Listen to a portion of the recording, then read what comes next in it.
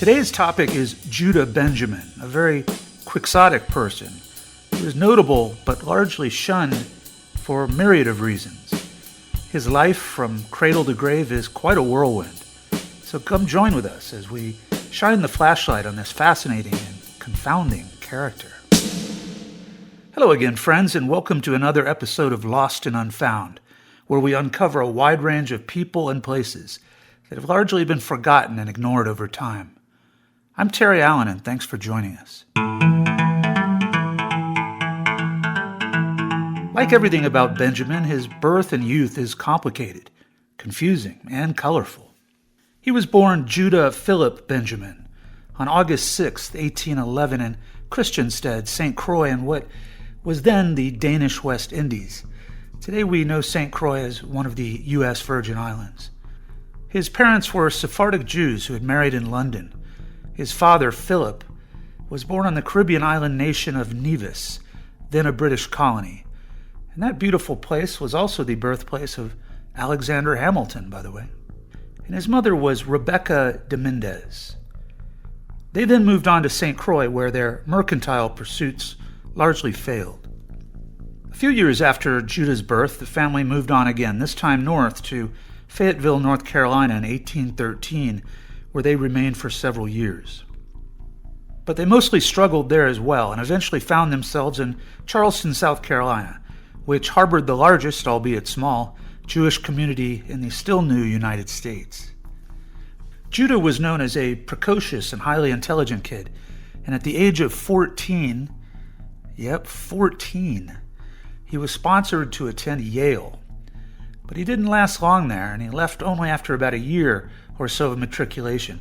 Now, why did he leave? Well, he didn't leave of his own volition. He was either asked to leave or outright dismissed. This is just one of the many mysteries that would dog him throughout his life. It's been suggested by his biographers that he was accused of theft there, perhaps in some sort of gambling scheme. But regardless of the exact details, he's out at New Haven, and then after a brief respite back in Charleston, he's on his way to New Orleans. And keep in mind, the young guy is still in his teens. He worked various jobs in the Big Easy and apprenticed for the law and was admitted to the Louisiana bar at the age of 21. And there's a great quote here by a rabbi in that city that described him this way, quote, "He arrived in the city with no visible assets other than the wit, charm, omnivorous mind, and boundless energy with which he would find his place in the sun." By all accounts, he buried himself into his budding law practice. He mastered commercial law and argued many cases, especially regarding the slave trade and its complex relationship with commerce, particularly shipping and transport.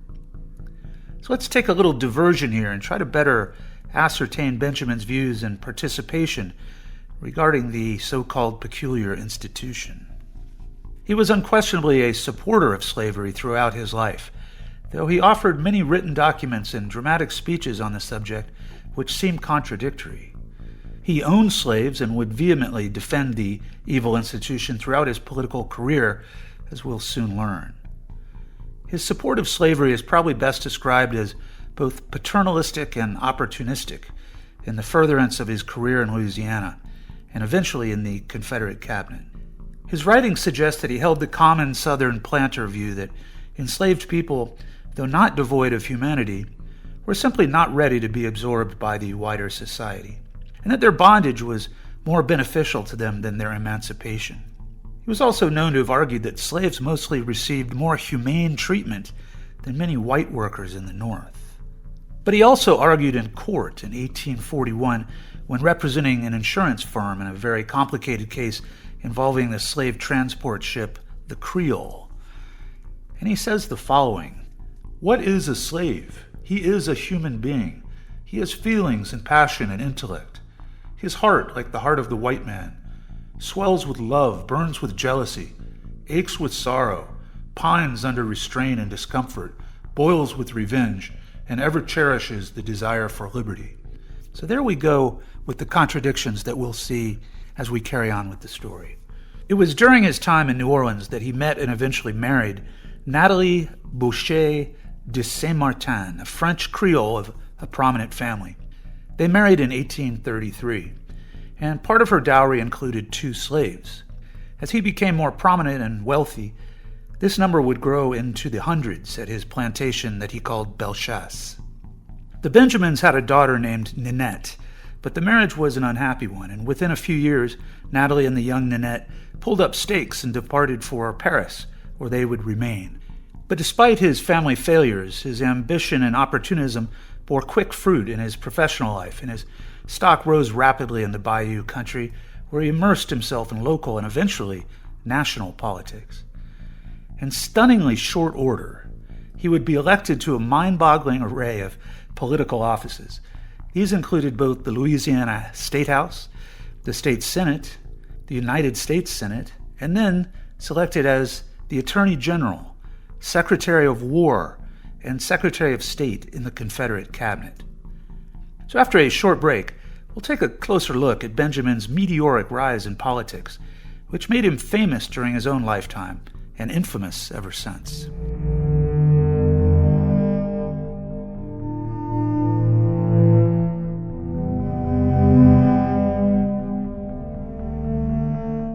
In 1842, at the age of 31 now, he makes his first foray into politics when he was elected to the state legislature as a candidate of the Whig Party after losing a run for New Orleans alderman the year before.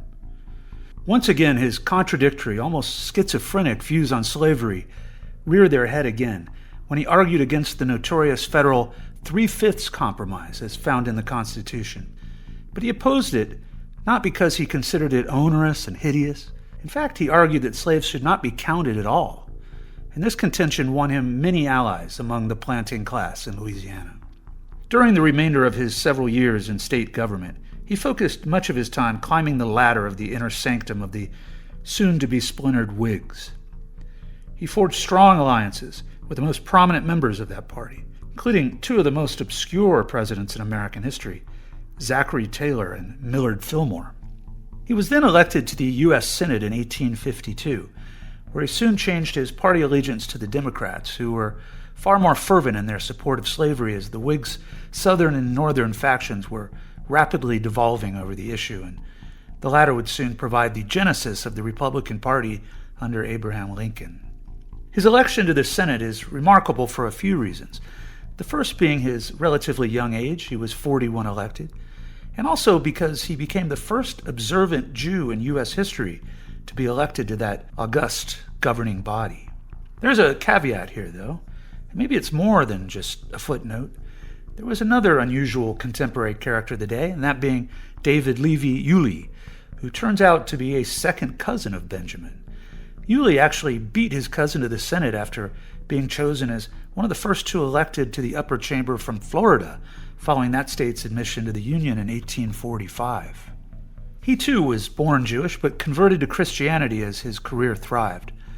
But I do find it notable that in an age of rabid anti-Semitism throughout the land and the world, really, the deepest of the Deep South sent 2 Jewish-born senators to Washington. Unlike Benjamin, as we'll soon learn, Yulee's involvement with the eventual Confederacy is murky, but he was sent to prison for 9 months for aiding and abetting the escape of Jefferson Davis. But back to the star of the show. Soon after taking his Senate seat, his friend and the outgoing President Millard Fillmore offered Benjamin a nomination to the U.S. Supreme Court, which the Democrats made clear they would support. If not universally loved, he was widely respected by both sides of the aisle as a brilliant jurist, and 13 times had won cases in the body to which he was nominated. But in what I think would probably be unimaginable today, he declined the offer and chose instead to retain his seat in the Senate.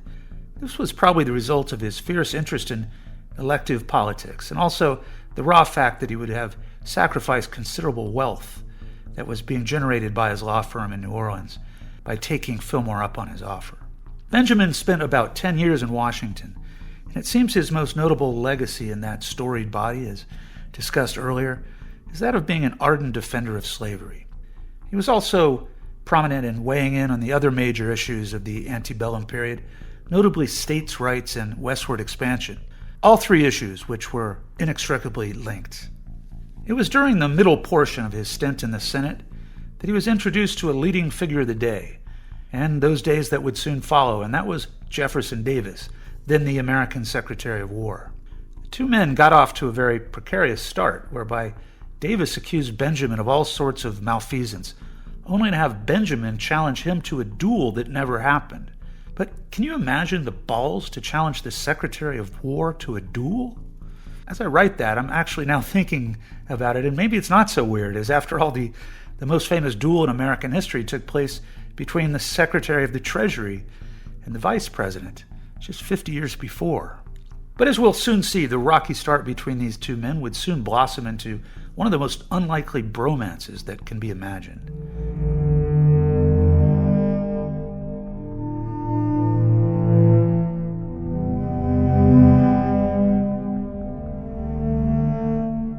When the Civil War broke out in 1861, Louisiana left the Union, and with it, so did Judah Benjamin.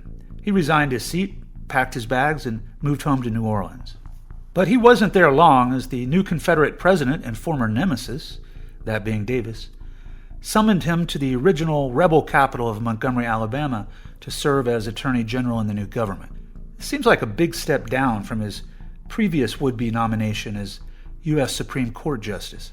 And indeed it was, as the infant Confederacy really was more of a hastily constructed military body at this stage than a properly constructed government.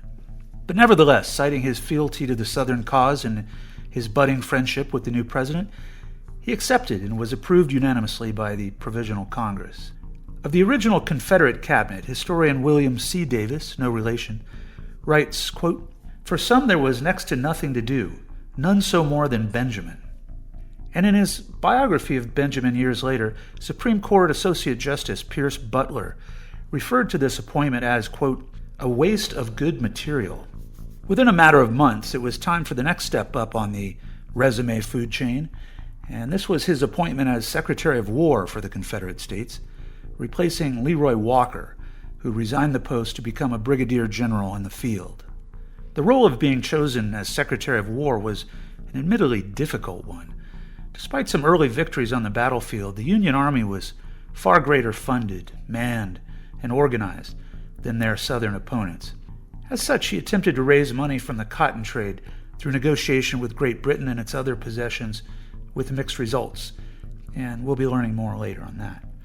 His position was further exacerbated by the fact that Jeff Davis had been a decorated soldier in addition to being the former U.S. Secretary of War, and Benjamin had no military experience whatsoever.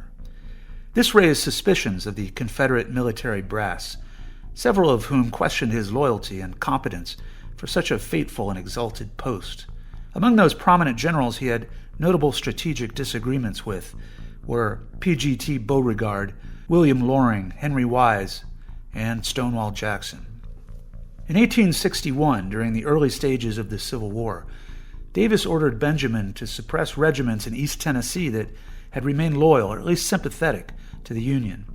The radical pro-Union Methodist minister and eventual governor of Tennessee under Reconstruction, William Parson Brownslow, said of the new secretary, quote, "I expect no more mercy of him than was shown by his illustrious ancestors towards Jesus Christ." I find the use of the word illustrious kind of interesting. Another anti-Semitic shot across the bow came from the noted Southern diarist, Mary Chestnut, who noted that many in the Confederate power structure referred to him as, quote, "Davis's pet Jew." But Davis usually, though not always, backed Benjamin, and despite crucial battle defeats during his tenure, especially the loss of Roanoke Island, he remained loyal against the rising tide of opposition. This ultimately led to his final step up the ladder, his appointment as the Confederate Secretary of State, which did seem better suited to his diplomatic and mercantile skills and intellectual prowess.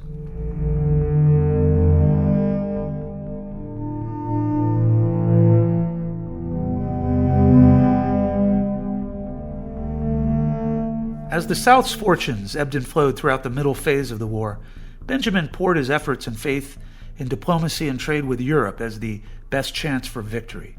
He tried desperately to open trade with France and Britain, in particular with the one commodity that the South dominated, and that was king cotton. Europe was in desperate need for cotton, and Warehouses had gone bare there since the beginning of the war, while the Souths were full with an estimated 2 years' worth of supply. Though he made some important diplomatic headway, he was ultimately hamstrung by the countless problems in closing the deal, those being the blockade of the southern ports, and you got it, the slavery issue. Though there was considerable support for the Confederacy among the political and mercantile class, there was much more fierce opposition to the institution amongst all layers of society. The English in particular were anxious to do a deal, but only if the Confederacy could begin winning more fights. But Antietam, the deadliest battle of the war, dealt a major blow to the South, not just in human losses, but also to its chances of buttressing its sorely dwindling coffers to continue the struggle. Their plight had now become so desperate, in fact, that Benjamin boldly, maybe, and probably dangerously, floated the unthinkable idea to the inner circle that enslaved black men be emancipated in return for their military service on the southern side. This was a sacrilegious idea that was swiftly and sternly rebuffed. As the once great cause rapidly collapsed into the lost cause with the siege of the capital of Richmond, the political and military apparatus that was the Confederacy began to head for the exits, Benjamin amongst them. But not before showing up at the State Department office one final time on April 1st, 1865, only to sing a little ditty that he himself called, quote, the exit of Shockoe Hill, which is a district in Richmond, and at that time the site of its most prominent graveyard. The following day, Robert E. Lee sent word that he could not hold the city for more than a matter of hours or days, and that the last train out of town was the Richmond to Danville line, which was boarded by Davis, Benjamin, and other members of the cabinet. The hapless group holed up in Danville, Virginia for about a week before Lee's final surrender at Appomattox, and then they absconded to Greensboro, North Carolina, where they were being chased by the victorious Yankees. With the train tracks soon cut or bombed, the renegades made it to Charlotte and then Abbeville, South Carolina on horseback. Davis was attempting to make it to Texas, where Confederate guerrillas were known to still be fighting, probably having received no word yet of the official surrender. Benjamin, ever the diplomat or the deceiver, announced that he was going to the Bahamas, and he would later join the Pino, president in name only, in the Lone Star State. Oh, right. That's right. What follows here during his escape is so crazy, it's so swashbuckling, and too long to go into here, so let's just do some bullet points. Okay, he traveled in a pauper's carriage, posing as a Frenchman who spoke no English. Je ne suis qu'un Français qui ne parle pas un mot d'anglais. He was heading south towards Monticello, Florida, which is actually where Davis was apprehended. Now he's a South Carolina farmer, and he's provided refuge at the Gamble Mansion on the Florida Gulf Coast. This beautiful home is partially named in his honor today, by the way. From there, he catches a blockade runner and does reach Bimini in the Bahamas. But on the way to Nassau, the boat that's carrying him explodes. But he somehow makes it there nonetheless. Then from Nassau, it's off to Cuba, where there is another boat disaster. This sounds now like a Carnival cruise, except for the exploding boats, of course. Then, finally, he reaches Southampton, England on August 30th, 1865. About 5 harrowing months or so after fleeing Richmond, to never set foot again on American or Confederate soil. After a brief reunion in Paris with his long-estranged wife and daughter, he was determined to make his new home in England, and he quickly reinvented himself there. As he did wherever he went, he rose to quick prominence in English legal circles. Though his career there is not nearly as colorful as it had been, he was visited on occasion by his old boss, Jeff Davis, now freed, on his occasional journeys to Europe. The old rebels maintain a close friendship with the former Attorney General advising the former president on matters of the law. As the 1880s came a-calling, his health began to fail, and he suffered numerous maladies and physical accidents and ailments. On a trip to Paris in 1884, he suffered a heart attack, where in a fittingly ironic ending, his long-lost wife Natalie summoned a priest to administer last rites. It's no surprise, I guess, that this wandering nomad died in a city that simply served as the final stop of a long and colorful sojourn. And if you'd like to visit old Judah, you can find his grave at, of all places, Père Lachaise Cemetery in Paris, where he rests near the likes of Chopin, Molière, Balzac, Wilde, Proust, Modigliani, Stein, Piaf, and on and on and on and on. This concludes the latest episode of Lost and Unfound. Keep watching on YouTube or find us on Spotify, Apple Podcasts, and all the socials. New episodes drop regularly. And if you like what you see, please subscribe. It really does help us create new and fresh content. And be sure to check out our companion site, Well Hung History, where we tell true tales of the condemned and the executed. Copyright Tom Payne Productions, all rights reserved and preserved.